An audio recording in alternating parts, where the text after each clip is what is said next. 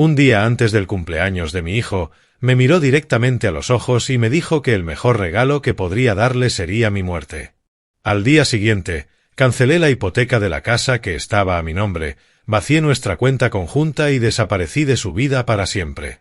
Lo que dejé en la mesa de su cocina esa noche lo destruyó por completo, pero finalmente me liberó de una prisión que había construido con mis propias manos. Antes de continuar, suscríbete al canal, dale like al vídeo y cuéntanos en los comentarios desde dónde nos estás escuchando. Mi nombre es Elías Bancraftov. Tengo 68 años. Soy un ingeniero civil jubilado y pasé 42 años de mi vida construyendo rascacielos, puentes y plazas comerciales aquí en Chicago. Vengo de Birmingham, Alabama, cuando era solo un niño que llevaba una maleta de cartón y el sueño de estudiar en una universidad real. Yo lo hice posible. Me gradué de la Universidad de Illinois. Trabajé para algunas de las empresas de construcción más grandes del país. Supervisé proyectos que ahora tienen los nombres de directores ejecutivos multimillonarios estampados en sus fachadas. Pero esos edificios se levantaron con mi sudor, mi experiencia y mis noches de insomnio calculando estructuras de hormigón armado. Me casé con Lorraine cuando tenía 26 años. Ella era profesora de matemáticas. Me conocí en un baile del campus. Tuvimos un hijo, Tyson. Él nació cuando yo tenía 32 años. Y desde el momento de su primer llanto, juré que le daría todo lo que nunca tuve. Una educación de primer nivel, un hogar confortable y seguridad absoluta. Lorraine falleció hace 8 años, víctima de un derrame cerebral repentino que la robó en cuestión de horas. Después de eso, Tyson se convirtió en mi mundo entero. La única razón por la que me molesto en levantarme de la cama cada mañana. Trabajé hasta los 63 años, ahorrando cada centavo que me sobraba. Nunca fui un hombre de lujo.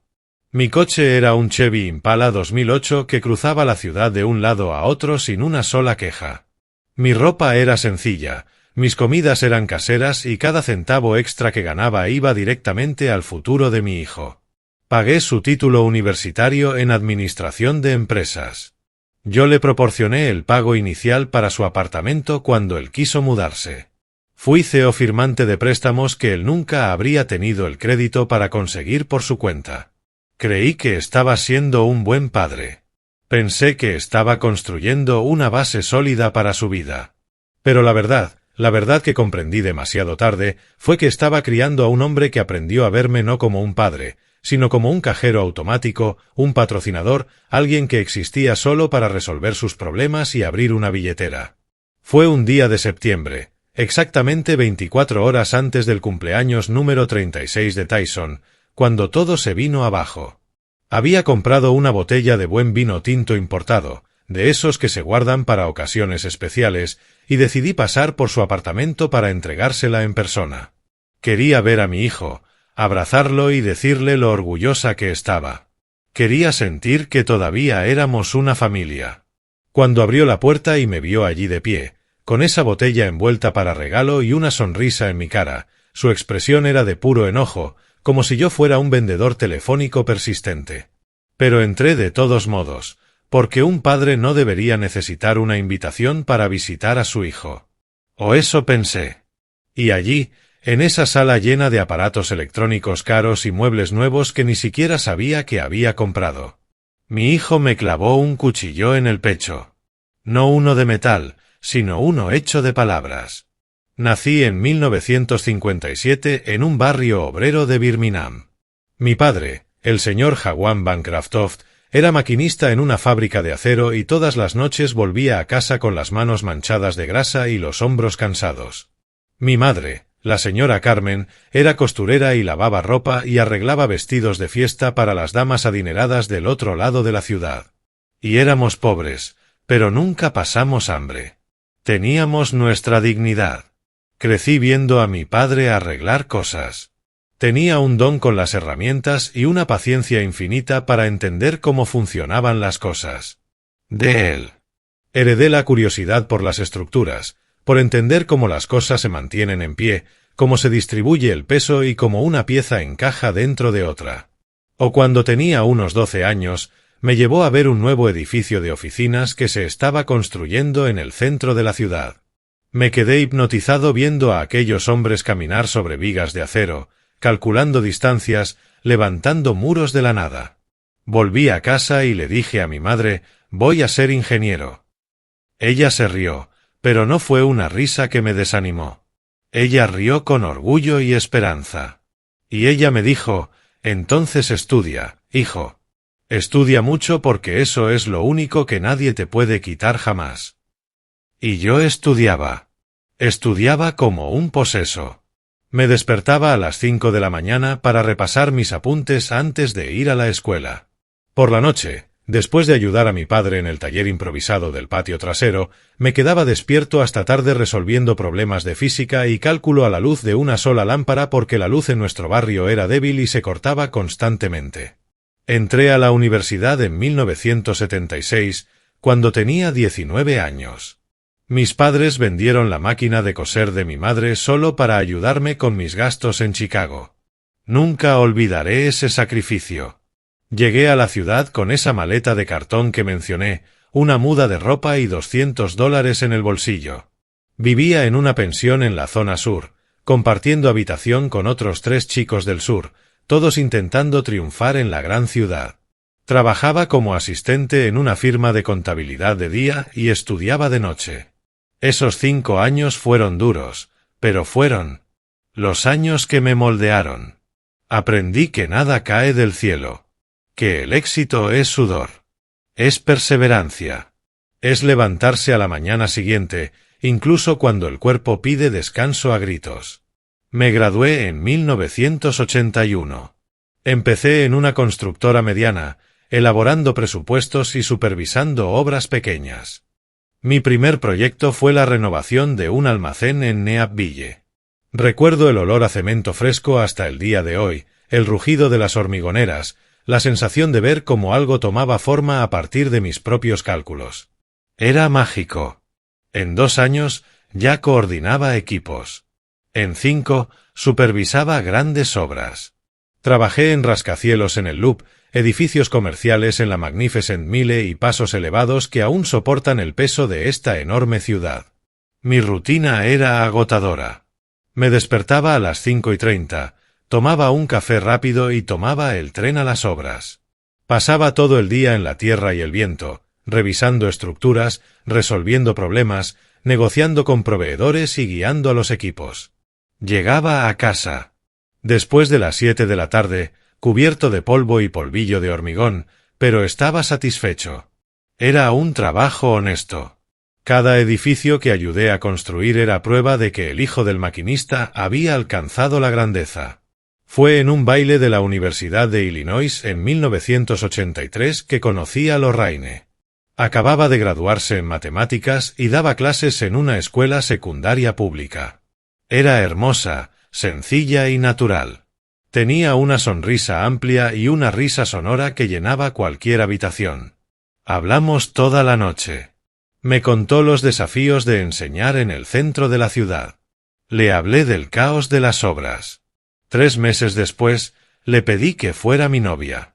2 años después, nos casamos. Nuestra vida era modesta pero feliz. Vivíamos en un apartamento de 2 habitaciones en Bronzeville. Lorraine trabajaba en el turno de la mañana. Yo trabajaba todo el día. Por la noche, comíamos juntos y hablábamos de nuestros planes para el futuro. Ella quería tener hijos, muchos, y yo también. Pero la vida solo nos dio uno. Tyson, nacido en 1989. El parto fue difícil. Lorraine tuvo complicaciones y estuvo hospitalizado casi 1 semana. Los médicos dijeron que sería demasiado arriesgado intentar tener otro hijo.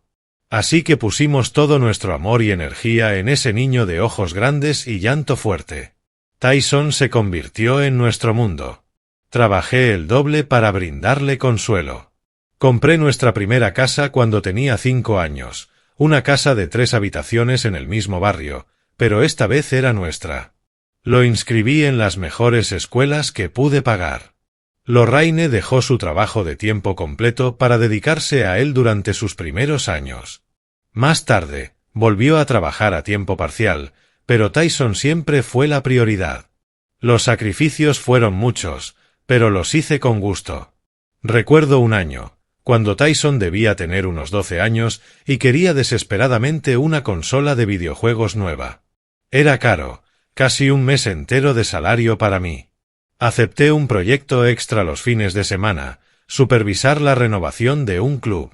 Pasé 2 meses renunciando a mis domingos familiares solo para ver su sonrisa al abrir ese regalo. Y sí que sonrió, pero no duró. Largo. En pocas semanas, la consola quedó olvidada y él quería algo más.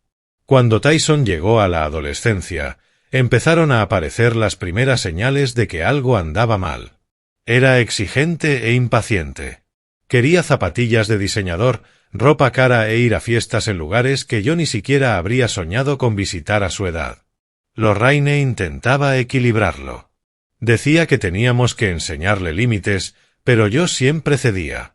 Pensaba que estaba compensando mis ausencias, los días que pasaba en las obras de arte, las noches que llegaba demasiado tarde a casa para cenar con ellos. Pensaba que dar cosas era lo mismo que dar amor. Tyson se graduó con una licenciatura en negocios de una universidad privada que me costó una fortuna. Fueron 4 años y medio de matrícula que pesaron mucho en nuestro presupuesto, pero nunca me quejé. Cuando se graduó en 2011, esperaba que buscara trabajo, que empezara a construir su propia vida. Pero él tenía otras ideas. Quería montar su propio negocio. Quería ser emprendedor. Le pedí que primero adquiriera algo de experiencia. Trabajar en una empresa y aprender cómo funcionaba el mercado. Me dijo que era anticuada. Dijo que el mundo había cambiado, que no entendía nada de startups ni de innovación. Intentó 3 negocios diferentes en 5 años. Ninguno funcionó. Los financié todos. Una tienda de ropa en línea que quebró en 6 meses, una aplicación de entrega a domicilio que nunca despegó y una consultora que solo existía como un nombre en un espacio de oficina alquilado que yo pagué. Con cada fracaso, él volvía a casa y yo empezaba de cero. Pagué sus deudas, tranquilicé a sus acreedores y le devolví la esperanza. En 2015, Lorraine empezó a quejarse de fuertes dolores de cabeza. Pensamos que solo era estrés laboral. Un domingo por la mañana, se desplomó en la cocina. La llevé de urgencia al hospital. Los médicos le hicieron una tomografía y detectaron un aneurisma cerebral que se había roto. Fue un derrame cerebral mortal masivo. Entró en coma y falleció 2 días después. Tenía solo 54 años. Mi mundo se derrumbó. Tyson lloró en el funeral. Pero solo unas semanas después, volvió a pedir dinero. Necesitaba el alquiler de su casa. Necesitaba dinero para un coche usado. Necesitaba dinero para invertir en una nueva idea de negocio. Yo, todavía conmocionada por la pérdida de Lorraine, se lo di. Siempre se lo daba porque era todo lo que me quedaba y me aterraba perderlo también. En 2018, dijo que quería mudarse a su propia casa para siempre. Tenía 29 años. Pensó que era el momento de tener su propio apartamento, pero no tenía crédito, ni un trabajo estable, ni nada que el banco aceptara como garantía. Así que di el depósito para un apartamento de 2 habitaciones en una buena zona de la ciudad. Lo puse a mi nombre. Acepté la hipoteca, pero lo dejé vivir allí. Pensé que era lo correcto. Pensé que estaba invirtiendo en su futuro y confiaba en que algún día se haría cargo de los pagos. Firmé como aval para todo lo demás, tarjetas de crédito, pequeños préstamos personales. Abrí una cuenta de emergencia conjunta porque siempre decía que necesitaba un fondo de seguridad. Depositaba dinero cada mes. Lo retiraba cada mes. Creía que así se amaba a un hijo. Dándolo todo, resolviéndolo todo, siendo el padre, la madre, el banco y la muleta. Hasta ese día de septiembre de 2024. Un día antes de su cumpleaños, cuando descubrí que lo había hecho todo mal. Había criado no a un hijo, sino a un parásito. Y en el fondo, solo esperaba una cosa de mí, mi muerte. En los meses previos a ese fatídico día, noté cambios en Tyson. Estaba más distante, más agudo. Cuando le hablaba, respondía apresuradamente. Decía que estaba ocupado y que hablaríamos más tarde. Ese más tarde nunca llegaba. Tenía que llamarlo una y otra vez, e incluso entonces las conversaciones eran breves, frías y puramente funcionales. Solo me buscaba cuando necesitaba dinero, y eso ocurría con una frecuencia alarmante. En julio, 2 meses antes de la gota que colmó el vaso, pasé por su apartamento sin llamar primero. Toqué el timbre varias veces hasta que finalmente abrió la puerta en bata, con aspecto de... Acababa de despertar. Era mediodía. La sala era un desastre. Botellas vacías por todas partes, restos de comida en la mesa de centro, un fuerte olor a humo en el aire. Me quedé impactada. Nunca había visto a mi hijo así. «¿Qué pasa, papá?», preguntó, sin siquiera invitarme a pasar. «Vine a ver cómo estabas, hijo». «Hace tiempo que no hablamos de verdad», respondí, intentando mantener un tono desenfadado. Suspiró como si fuera una carga pesada y se hizo a un lado para dejarme entrar. Me senté en el sofá, apartando unas botellas. Tyson se quedó allí de brazos cruzados, esperando a que hablara. «¿Estás bien, Tyson? ¿Estás trabajando en algo?», pregunté con cautela. «Estoy cambiando algunos proyectos, papá. Todavía no hay nada concreto, pero tengo algunas reuniones programadas», dijo sin mirarme a los ojos. Conocía ese tono. Era el mismo que usó cuando le mintió a su madre sobre sus calificaciones en la escuela. Sentí un nudo en el pecho, pero no quería confrontarlo. «No entonces. Si necesitas ayuda, aquí estoy». «Siempre he estado aquí», le dije. «Lo sé, papá», respondió con una sonrisa forzada que no llegó a sus ojos. Salí de allí con un mal presentimiento, como si estuviera perdiendo a mi hijo poco a poco y no supiera cómo contactarlo. Intenté llamarlo los días siguientes. No contestaba. Le envié mensajes. Sus respuestas fueron secas y monótonas. «Estoy bien. Hablamos luego. Ahora estoy ocupado». En agosto, recibí una llamada del gerente del banco. Quería confirmar si sabía que la cuenta conjunta que tenía con Tyson estaba sobregirada. Estaba confundido. Depositaba dinero religiosamente todos los meses. Siempre tenía una reserva allí. ¿Cómo puede ser negativa? «Señor Bancroft, ha habido varios retiros grandes en las últimas semanas. La cuenta tiene $720 en números rojos», explicó el gerente. Se me heló la sangre. $720 negativos. Tyson se lo había llevado todo y luego usó el descubierto sin avisarme. Lo llamé de inmediato y contestó al quinto timbre. «Tyson, ¿qué pasa con la cuenta conjunta?», pregunté, intentando no sonar acusador. «Ay, papá. Lo lamento. Tuve algunos gastos inesperados. Lo devolveré». «Tranquilo», dijo con voz completamente despreocupada. «¿Inesperado? ¿Cómo, hijo? ¿$720? Insistí. «Papá, no te voy a dar un recibo detallado de cada centavo que gaste. Es una cuenta conjunta, ¿recuerdas? Yo también tengo derecho a usarla». Su voz se volvió dura e impaciente. «Pero deposito ese dinero para emergencias, Tyson. Para cuando de verdad lo necesites», dije, sintiendo crecer mi frustración. «Y lo necesitaba, papá». «¿No confías en mí?», replicó. Me quedé callado. La verdad era que empezaba a desconfiar de él, pero no me atrevía a decírselo. Simplemente murmuré que estaba bien, que cubriría el saldo negativo, y colgué. Lo cubrí como siempre. Deposité los $720 más otros $180 como reserva, e intenté ignorar la voz en mi cabeza que me gritaba que me estaban utilizando. Entonces llegó el 14 de septiembre de 2024. Un viernes, al día siguiente, sábado, sería el 36º cumpleaños de Tyson. Había comprado esa botella de vino, Un buen Malbec argentino que me costó $54, guardada especialmente para una ocasión como esta. La envolví con cuidado. Le escribí una tarjeta deseándole felicidad, diciéndole que era mi orgullo y mi alegría. Todavía lo creo, ¿sabes? Todavía quería creerlo. Llegué a su apartamento sobre las 6 de la tarde.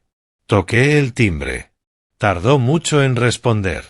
Cuando abrió la puerta, tenía esa mirada de fastidio. Lo sabía bien, pero forcé una sonrisa y entré. «Hola, hijo. Vine a traerte un regalo de cumpleaños adelantado», dije, extendiéndole la botella.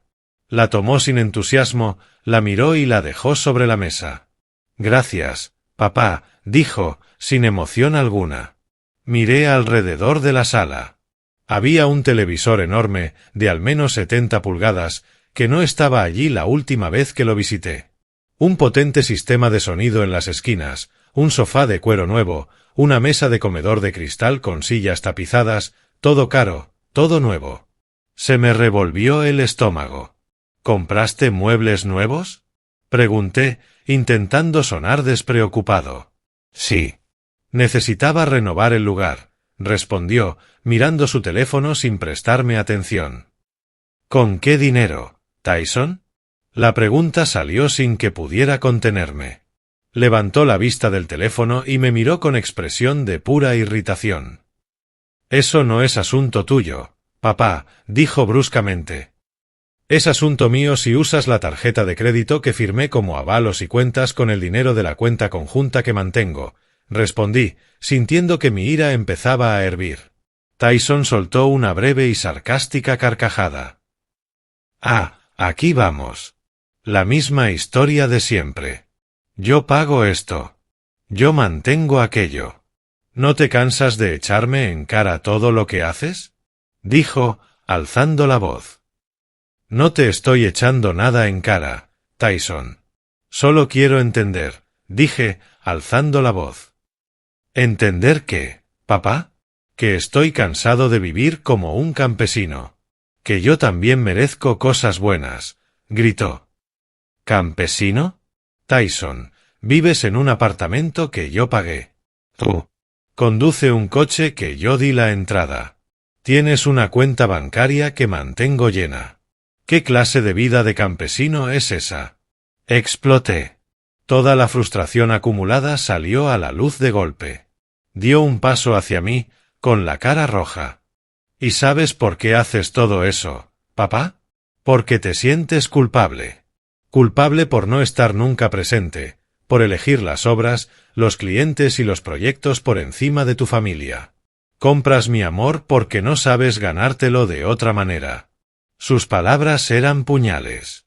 Sentí como si me hubieran dado un puñetazo en el estómago. Perdí la respiración por un segundo. Cuando por fin logré hablar, me temblaba la voz. «Trabajé toda mi vida por ti, Tyson. Todo lo que hice fue para darte una vida mejor», dije con los ojos encendidos. «Bueno, entonces, felicidades, papá. Misión cumplida. Ahora, déjame vivir mi vida», dijo con la voz helada. Nos quedamos en silencio durante unos segundos que parecieron horas. Miré al hombre en que se había convertido mi hijo y no lo reconocí. No vi gratitud, ni amor, ni siquiera una pizca de respeto. Fue entonces cuando volvió a hablar, con una sonrisa torcida en los labios, como si estuviera haciendo un chiste de bar. «¿Sabes cuál sería el mejor regalo de cumpleaños que podrías darme, papá?». Lo miré, todavía tratando de procesar todo. Todavía tenía la esperanza de que esto fuera una pesadilla de la que estaba a punto de despertar. «¿Qué, hijo?», pregunté, mi voz apenas era un susurro. «Tu muerte», dijo sin pestañear. El mundo se detuvo. Mi corazón se detuvo. Mi respiración se detuvo. Continuó como si estuviera discutiendo el menú de la cena. «¿En serio? Piénsalo. Con el seguro de vida que tengo, más la herencia, más que este piso esté a mi nombre, por fin podría vivir bien. Ya no dependemos de migajas. Ya no tendrás que escucharte quejarte todo el tiempo. Sería perfecto. Su voz era tranquila, racional, como si estuviera realizando un análisis de negocios. Sentí que las lágrimas brotaban, pero no las dejé caer. No delante de él. No iba a darle esa satisfacción. ¿Hablas en serio? Logré preguntar, aún incrédulo. Totalmente.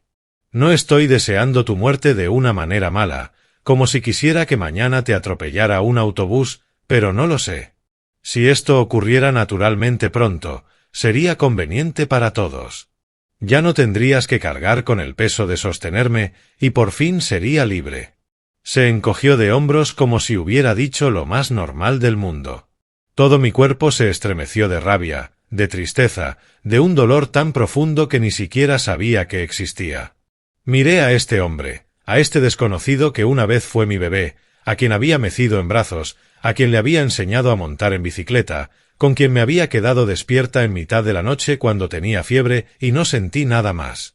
Me levanté lentamente de la silla, cogí mis llaves y lo miré una última vez. Está bien, Tyson. Eso fue todo lo que pude decir. Salí del apartamento sin mirar atrás. Subí las escaleras. No quería esperar el ascensor. Me subí a mi coche, y solo una vez que cerré la puerta, solo allí dentro, dejé caer las lágrimas. Lloré como no había llorado desde el funeral de Lorraine. Lloré por la ingratitud. Lloré por el hijo que tuve. Perdido. Lloré por los años de sacrificio que no significaron nada. Lloré por la ilusión que había construido y que se estaba desmoronando. Pero en medio de las lágrimas, algo cambió. Una fría claridad comenzó a apoderarse de mí. Tomé una decisión. No iba a morir para facilitarle la vida a mi hijo, sino que iba a morir para él. Simbólicamente iba a desaparecer de su vida, y él aprendería de la peor manera posible lo que significaba perder al padre que tenía. Llegué a casa esa noche y no pegué ojo. Me quedé en la sala con las luces apagadas, pensando, calculando, planeando. Recordé cada cláusula, cada contrato que había firmado, cada documento que había guardado, cada detalle legal y técnico que yo, como ingeniero que lidié con contratos y burocracia toda mi vida, sabía de memoria. Tyson acababa de cometer el mayor error de su vida. Había subestimado a su padre. Pensaba que yo era solo un viejo tonto, un banco andante, alguien que existía para servir. Pero yo era Elias Bancroft, hijo de un maquinista, graduado de la Universidad de Illinois, un hombre que construía rascacielos con sus propias manos. Y no iba a dejar pasar este insulto. A la mañana siguiente, sábado, su cumpleaños, me desperté con un propósito. Me duché y me vestí con calma. Tomé mi café mientras pensaba en cada paso, y luego comencé a ejecutar el plan que había ideado durante la noche. Llamé al gerente del banco, el mismo que me había advertido sobre el descubierto. Programé una reunión urgente para el lunes por la mañana. Luego llamé a mi abogado, el señor Atticus Sterling, un viejo conocido de mis días en la construcción, que me había ayudado con varios contratos. Programé otra reunión para el lunes. Tenía mucho que hacer y poco tiempo, pero primero necesitaba confirmar algo. Regresé al apartamento de Tyson. Esta vez no estaba. Usé la llave de repuesto que aún tenía. Después de todo, la propiedad estaba a mi nombre. Fui directo a su escritorio. Abrí cajones, revisé documentos y facturas, y encontré montones y montones de extractos de tarjetas de crédito, todos con saldos astronómicos. Compras en tiendas de electrónica, restaurantes caros, bares, viajes, todo con la tarjeta de la que yo era aval. Se había pasado del límite. Debía más de $40,000, y yo, como avalista, era legalmente responsable de esa deuda. También encontré extractos de la cuenta conjunta. No solo se había llevado los $720 que yo conocía, sino otras cantidades en los meses anteriores. Había vaciado la cuenta repetidamente. Y peor aún, encontré el contrato de un préstamo que había sacado usando el apartamento como garantía. Mi apartamento, que estaba a mi nombre, había falsificado mi firma. Sentí que la ira volvía a crecer, pero esta vez era una ira fría y calculada. Tomé fotos de todo con mi teléfono, organicé las pruebas y salí de allí más decidido que nunca. Pasé el resto del fin de semana encerrado en casa, organizando documentos, llamando a viejos contactos y preparándolo todo hasta el último detalle. Tyson intentó llamarme 2 veces el domingo. No contesté. Me envió un mensaje con un delicioso pop sobre lo de ayer. Necesito hablar. No respondí. El lunes a las 7:30 de la mañana ya estaba en el banco. El gerente nos recibió en su oficina con cara de preocupación. Señor Bancroft, ¿qué puedo hacer por usted? Quiero cerrar la cuenta conjunta que tengo con mi hijo. Fui directo al grano. Parpadeó sorprendido. Pero, como el profesional que era, simplemente asintió. Y también quiero pagar la hipoteca del apartamento que está a mi nombre. Tengo ahorros que cubren la cantidad.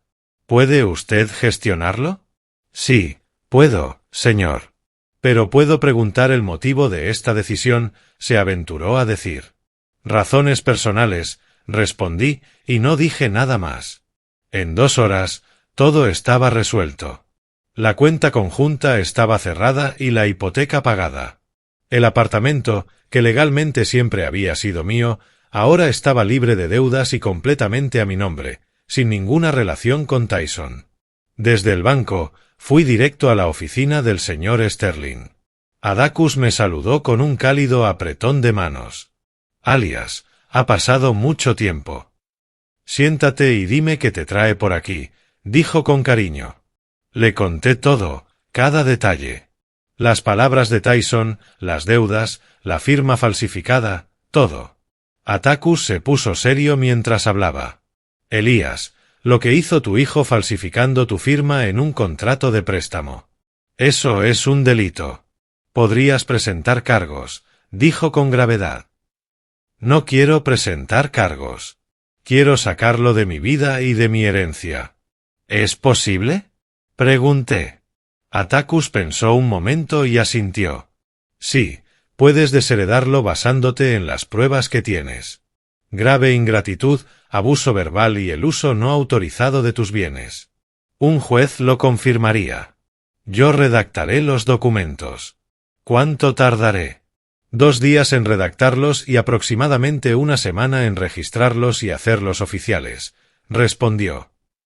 Entonces hazlo e incluye una cláusula que diga que, en caso de mi muerte, mis bienes se destinarán a la caridad. No quiero que vea ni un solo rastro, dije con firmeza. Atticus me miró a los ojos y vio que yo estaba resuelto y acepté. Salí de su oficina con una extraña sensación. No era alivio. No era victoria. Sentí como si hubiera firmado el certificado de defunción de una parte de mí, la parte que era el padre de Tyson. Pero era necesario.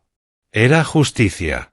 En los días siguientes, mientras Atticus preparaba el papeleo, descubrí algo que cambiaría las reglas del juego por completo.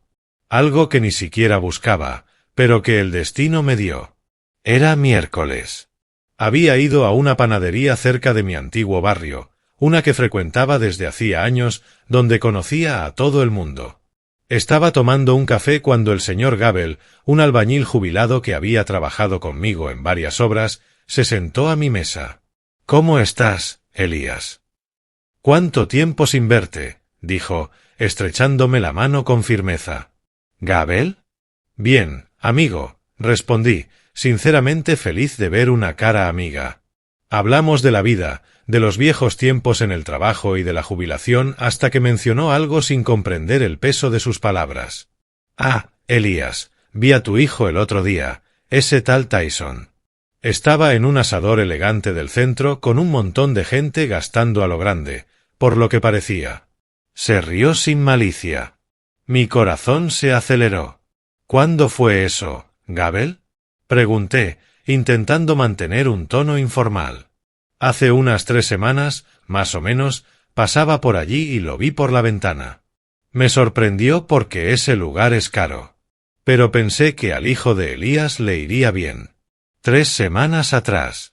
3 semanas atrás, Tyson me había pedido $360 para pagar una factura de luz supuestamente atrasada y una visita al médico. Se los había dado, por supuesto, y los había usado para pagar una cena cara con amigos. ¿Recuerdas qué día era, Gabel? Insistí. Pensó un segundo. Creo que era viernes de agosto. 23.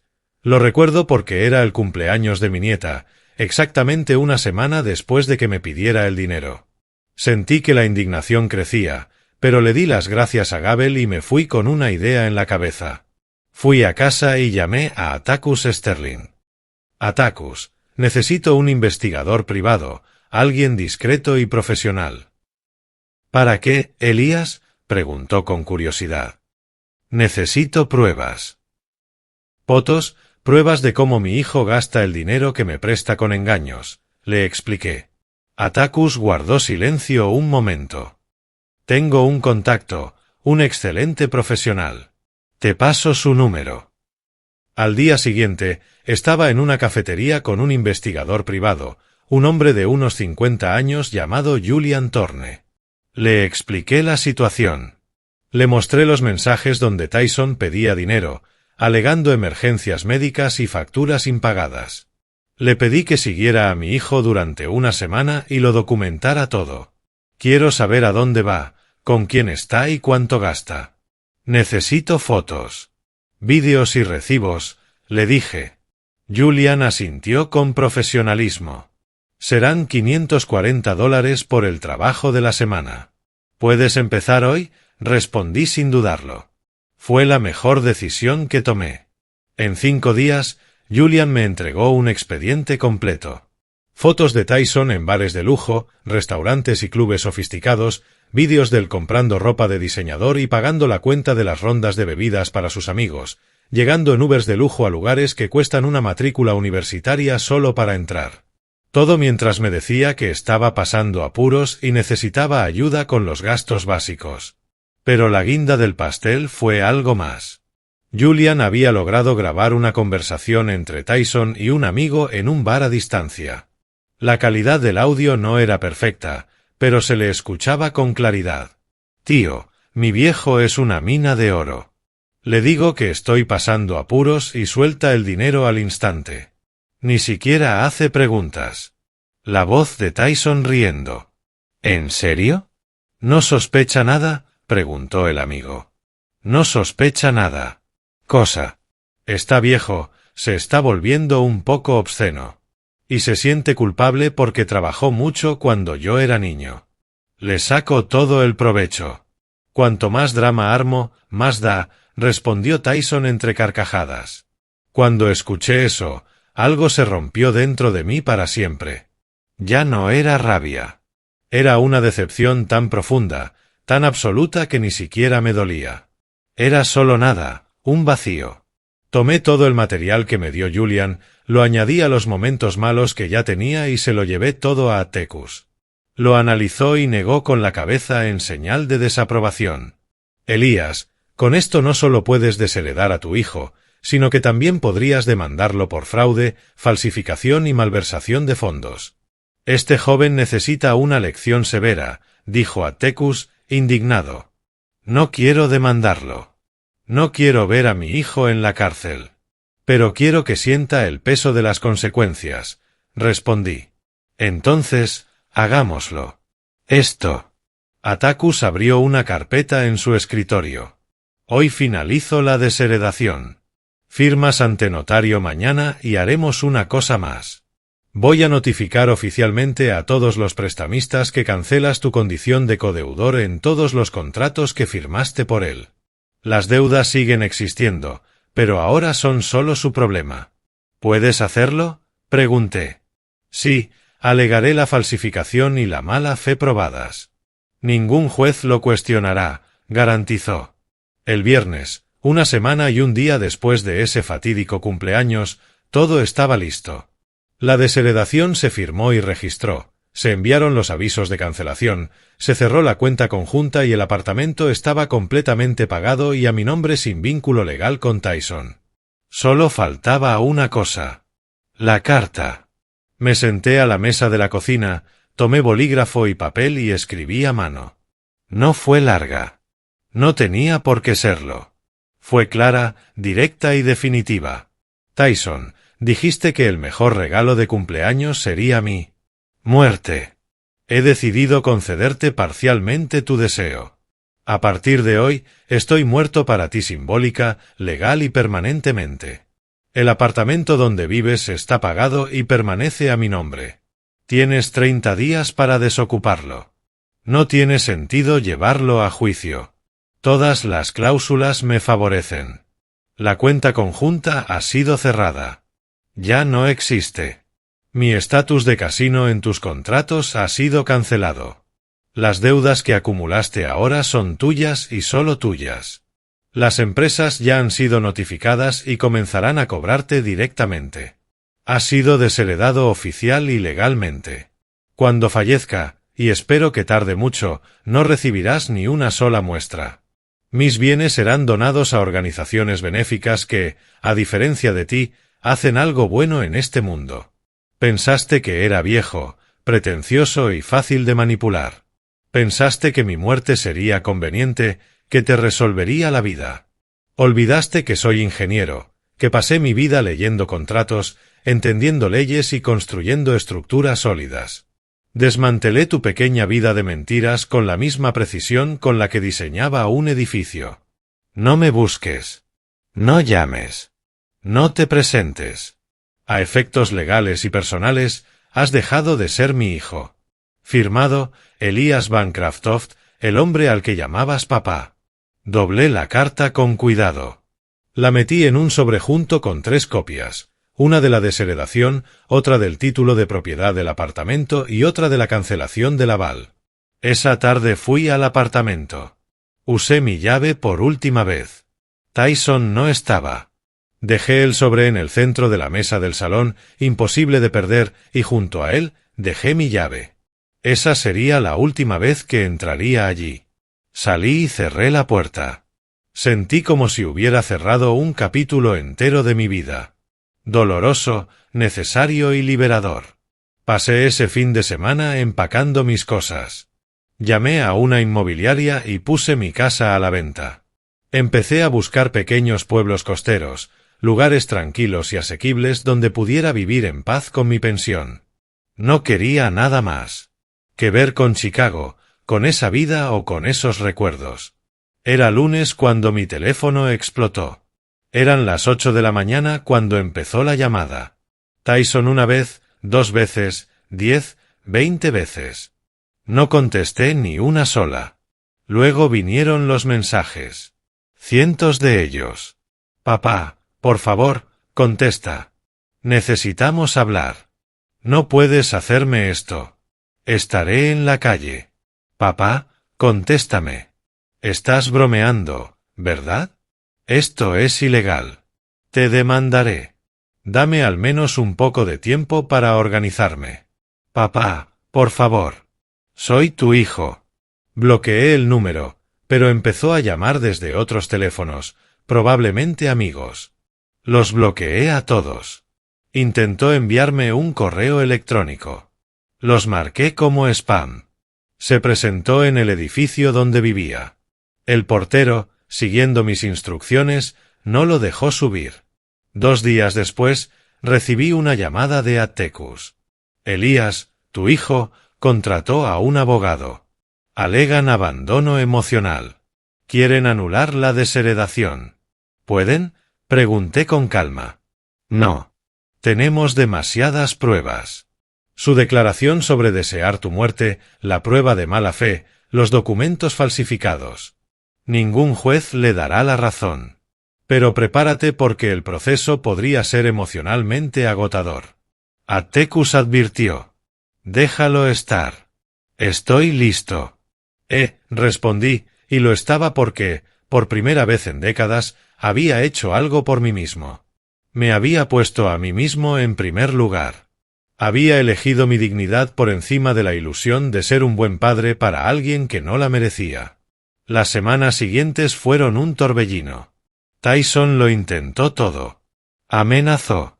Suplicó. Usó chantaje emocional. Envió a conocidos en común para intentar convencerme de que lo perdonara. Difundió versiones distorsionadas de la historia, pintándome como un padre cruel que abandonó a su hijo en su momento de necesidad. Algunos le creyeron. Otros, cuando les mostré las pruebas, lo entendieron. El desalojo del apartamento se llevó a cabo dentro del plazo. Tyson intentó obtener una orden judicial, pero el juez la denegó. El día señalado, él tuvo que sacar sus cosas. Escuché de otros que era humillante que sacaran los muebles caros mientras los vecinos observaban. Las compañías de tarjetas de crédito comenzaron a cobrarle directamente. Sin mi respaldo como aval, su crédito se desplomó. Los amigos que había invitado a restaurantes y bares caros desaparecieron en cuanto se dieron cuenta de que el pozo se había secado. Vendí mi casa en Chicago por un precio justo. Con el dinero, compré una pequeña casa en Hilton Head, Carolina del Sur, justo en la costa, con 2 dormitorios, una terraza con vista al mar y un pequeño patio trasero donde planté tomates y pimientos. Simple. Perfecto. Y por primera vez en 8 años desde que murió Lorraine, dormí en paz. Hoy, 3 meses después de todo eso, me despierto todos los días con el sonido de las olas rompiendo en la playa. Preparo mi café, me siento en la terraza y miro el horizonte. La vida aquí en Hilton Head es sencilla. Me levanto temprano, cuido mi jardín, hablo con los vecinos y camino por la arena. Por las tardes, a veces estoy haciendo un trabajo de consultoría en línea para ingenieros que necesitan una opinión experta. No es por dinero. Mi pensión me da de sobra. Es porque me gusta mantener la mente activa. He hecho nuevos amigos aquí, buena gente, gente de verdad. El señor Joe, un pescador jubilado que vive 2 casas más allá. La señora Attie, que vende maíz dulce en la playa todos los sábados y siempre me guarda los más calientes. La gente del pequeño mercado que ya sabe que me gusta el café tostado fresco. Nadie aquí conoce mi historia con Tyson. Nadie necesita saberla. Solo soy Elías, el ingeniero que se jubiló y vino a la costa en busca de paz. La demanda que Tyson intentó presentar contra mí fue desestimada hace un mes. El juez ni siquiera la dejó avanzar. Las pruebas eran irrefutables. La desheredación se mantuvo. Atticus me llamó para darme la noticia. Y simplemente le di las gracias. No sentí victoria. No sentí venganza. No sentí nada. Y me di cuenta de que eso era exactamente lo que necesitaba sentir. Nada. Porque cuando no sientes nada por una situación, es porque ya no tiene poder sobre ti. Tyson intentó contactarme varias veces más. Después, envió una carta certificada que devolví sin abrir. Incluso se presentó en mi puerta aquí en Carolina del Sur una vez. No sé cómo encontró mi dirección. Lo vi a través del portón. Era delgado, con ojeras y la ropa arrugada. No abrí la puerta. Simplemente le dije por la ventana, no tengo nada que decirte. Vete. Se quedó allí unos 20 minutos suplicando. Cerré la cortina y encendí la radio. Finalmente, se fue. Nunca regresó. Un conocido en común me contó que tuvo que volver a alquilar un piso sencillo, compartiéndolo con otras 2 personas, que por fin consiguió un trabajo estable en una pequeña empresa con un salario mínimo, que todos sus amigos habían desaparecido y que está pagando sus deudas poco a poco con mucho sacrificio. Una parte de mí, una pequeña parte, esa diminuta parte que aún recuerda al bebé que una vez fue, siente lástima. Pero la parte más grande, la parte que fue insultada, utilizada y faltada al respeto, sabe que esta es la única manera en que aprenderá. Nadie aprende de la manera fácil cuando se ha pasado toda la vida con todo servido en bandeja de plata. Reflexiono mucho sobre los errores que cometí como padre. Di demasiado y exigí muy poco. Confundí el amor con la provisión material. Pensé que mi presencia financiera compensaría mi ausencia física en sus primeros años. Y cuando Lorraine murió y él se convirtió en mí. Solo con mi familia me aferré a la idea de serle necesaria, incluso si eso significaba ser utilizada. La verdad que aprendí, y quizás demasiado tarde, es que criar a un hijo no se trata de darle todo lo que quiere. Se trata de enseñarle a ganarse lo que necesita. No se trata de protegerlo de cada caída. Se trata de enseñarle a levantarse. No se trata de ser un banco. Se trata de ser un ejemplo. Si pudiera retroceder en el tiempo, habría dicho basta con más frecuencia. Habría dejado que Tyson enfrentara las consecuencias antes. Habría sido menos proveedor y más presencia. Pero no se puede volver atrás. Solo se puede avanzar con las lecciones aprendidas. Hoy vivo con poco, pero tengo algo que no he tenido en años: dignidad, paz y respeto por mí mismo. Me despierto sin deudas emocionales, sin exigencias silenciosas y sin sentirme explotado. Vuelvo a ser dueño de mi vida. Y si hay un mensaje que quiero dejarle a quien me escuche, es este: no confundas el amor con sumisión. No confundas ser un buen padre con ser un felpudo. Tus hijos necesitan amor, sí, pero también necesitan límites y consecuencias. Necesitan aprender que el mundo no gira en torno a ellos.